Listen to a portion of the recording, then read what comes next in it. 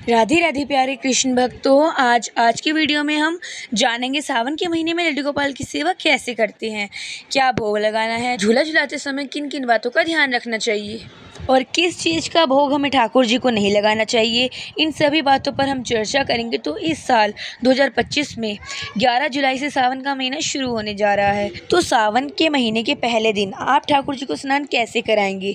तो देखिए, सबसे पहले तो हम अपने ठाकुर जी को कच्चे दूध से स्नान कराएंगे। और भक्तों, आप चाहें तो पंचम से भी स्नान करा सकते हैं।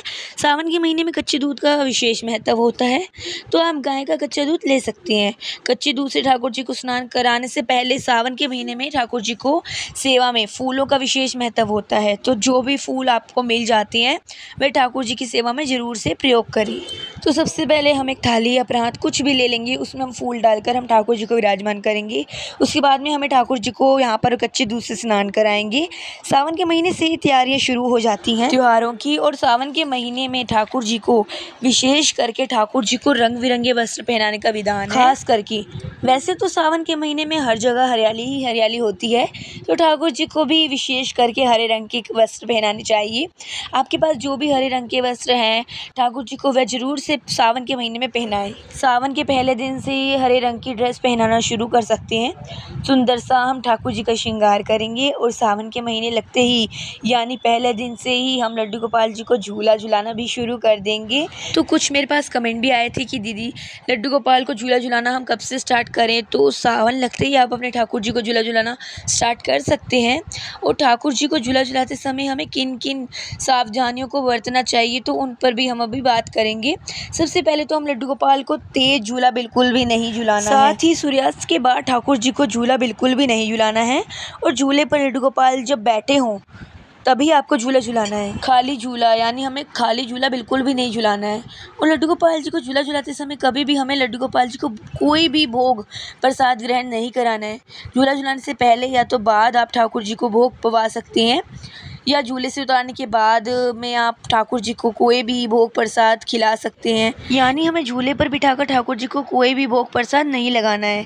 और सावन के महीने में ठाकुर जी को क्या क्या भोग लगाना चाहिए और क्या क्या भोग नहीं लगाना चाहिए, तो देखिए, भोग में सावन के महीने में घेवर का विशेष महत्व होता है, तो आप ठाकुर जी को घेवर का भोग लगा सकते हैं।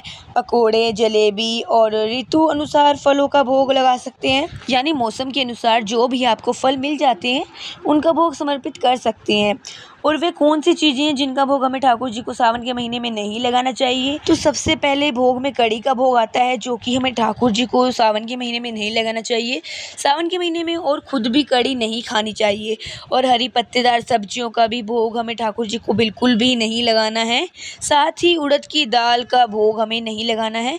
ये वे 3 चीज़ें हैं जिनका भोग हमें सावन के महीने में ठाकुर जी को नहीं लगाना चाहिए और ना ही खुद प्रयोग करना चाहिए। और सावन के महीने में हम ठाकुर जी का श्रृंगार करें तो चंदन का तिलक जरूर लगाएं, यानी चंदन का विशेष महत्व होता है। और साथ ही इत्र का भी महत्व बहुत ज़्यादा होता है, तो आप चंदन से और इत्र से सेवा पूरे सावन के महीने में कर सकते हैं। और मोर पंख आप ठाकुर जी के पास जरूर से रखें, या आप चाहें तो ठाकुर जी को जो मुकुट होता है उसमें मोर पंख लगा सकते हैं।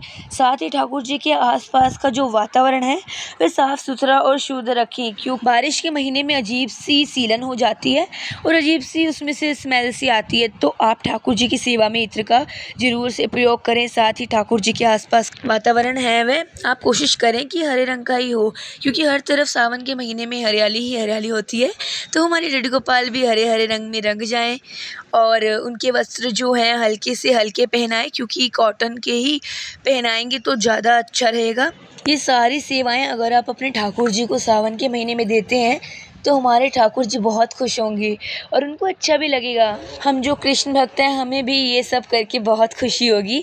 और ठाकुर जी को इत्र वैसे भी अति प्रिय है, तो वैसे तो हम लोग ठाकुर जी को इत्र लगाते ही हैं, लेकिन सावन के महीने में याद से आप प्रतिदिन ठाकुर जी को इत्र लगाएं, यानी लगाना आपको बिल्कुल भी नहीं भूलना है। इत्र जरूर से आप ठाकुर जी की सेवा में प्रयोग करें। तो ठाकुर जी को अब हम झूला झुलाएंगे। तो देखिए, लड्डू गोपाल का झूला पिछले साल बनाया था मैंने, तो ये झूला हम पहले से ही निकाल कर साफ़ करके रख लेंगे, क्योंकि सावन का महीना लगते ही हम अपने ठाकुर जी को झूले की सेवा देंगे। और झूला झुलाने से पहले हम लड्डू गोपाल को चंदन का तिलक करेंगे और इत्र लगाएंगे, धूप दीप जलाएंगे, फूल समर्पित करेंगे, भोग समर्पित करेंगे, पूजा। उसके बाद ही हम ठाकुर जी को झूले में बैठाएंगे। बहुत ही हल्के हल्के हाथों से हमें ठाकुर जी को झूला झुलाना है। और घर में अगर बच्चे हैं तो बच्चे भी ठाकुर जी को जरूर से झूला झुलाएंगे। और सावन के महीने में फूल बंगला बना सकते हैं। आप कोई भी फूलों से चीज़ों को सजा करके आप ठाकुर जी के पास रख सकते हैं।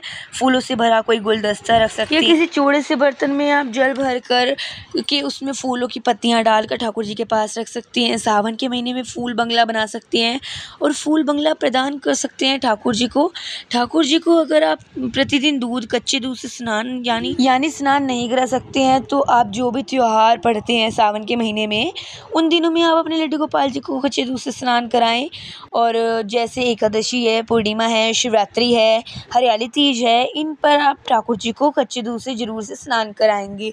और झूला आप चाहे तो प्रतिदिन झुला सकती हैं। तो इस तरह से सावन के महीने में हमें प्रतिदिन ठाकुर जी की सेवा करनी है। अगर आपको ये सरल पूजा विधि सावन के महीने में लड्डू गोपाल की सेवा कैसे करनी है पसंद आई है, अच्छी लगी है, तो प्लीज़ वीडियो को लाइक ज़रूर कीजिएगा। साथ ही हमारे चैनल को सब्सक्राइब करना ना भूलिएगा। फिर मिलते हैं किसी नेक्स्ट वीडियो में, तो तब तक के लिए राधे राधे, हरे कृष्णा, हरि बोल। प्यारे भक्तों, आप सभी को सावन की हार्दिक शुभकामनाएं। हरे कृष्णा।